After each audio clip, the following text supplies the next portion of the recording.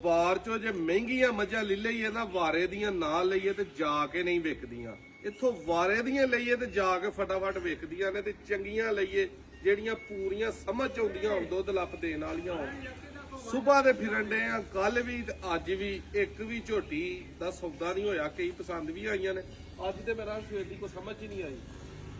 ਦੋ ਹੁਣ ਵੇਖੀਆਂ ਨੇ ਆ ਭਾਈ ਸਾਹਿਬ ਦੇ ਕੋਲ, ਜਿਵੇਂ ਆਪ ਤਕੜੇ ਨੇ ਮਾਸ਼ਾਅੱਲਾ, ਉਸੇ ਤਰ੍ਹਾਂ ਜਿਹੜਾ ਨੇ ਇਹਨਾਂ ਦੀਆਂ ਝੋਟੀਆਂ ਨੇ। ਇਧਰ ਆ ਪਹਿਲਾਂ ਮੱਝ ਵਹਾ, ਇਹ ਮੱਝ ਤਾਜ਼ੀ ਸੂਈ ਹੈ, ਕੱਲ ਹੀ ਸੂਈ ਹੈ। ਹਾਂਜੀ, ਇਹ ਪਸੰਦ ਆਈ ਹੈ। ਵੇਖੋ ਹੁਣ ਅੱਲਾ ਕਰੇ ਦਾ ਸੌਦਾ ਬਣ ਜੇ। ਦਾ ਰੰਗ ਬਹੁਤਾ ਹੀ ਕਾਲਾ, ਕੱਲ ਤੇਰੇ ਤੇ ਗਈ ਹੈ। ਇਧਰ ਵਹਾ ਜਰਾ ਮੱਝ, ਉਹ ਝੋਟੀ ਵੀ ਵਹਾ। ਇਹ ਇੱਕ ਕੱਟੀ ਹੈ ਪਹਿਲਾਂ, ਇਹ ਵੀ ਪਸੰਦ ਆਈ ਹੈ। ਥਣਾ ਤੋਂ ਜ਼ਰਾ ਤੇ ਸਿੰਗੀ ਕੱਚੀ ਰੱਖਦੀ ਹੈ ਇੱਕ। ਇੱਧਰ ਲਿਆ ਪਿੱਛੇ, ਲਿਬਾਸ ਸੋਹਣਾ ਕਰਮ ਵਾਲੀ ਨੇ ਬਣਾਇਆ। ਖਾਣ ਛਾਣ ਹੋਡੇ ਸੋਹਣੇ ਵਾਲਾ ਨਹੀਂ ਕੱਢੇ, ਝੋਟੀ ਹੈ ਮੂੰਹ ਚੌਗੀ ਹੈ।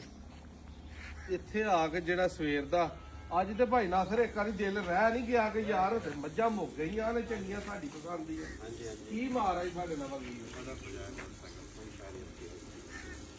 ਸਵੇਰ ਦੀ ਆਈ ਮੋਟਰਸਾਈਕਲ ਨੂੰ ਰੇਸ ਦਿੱਤੀ ਹੈ।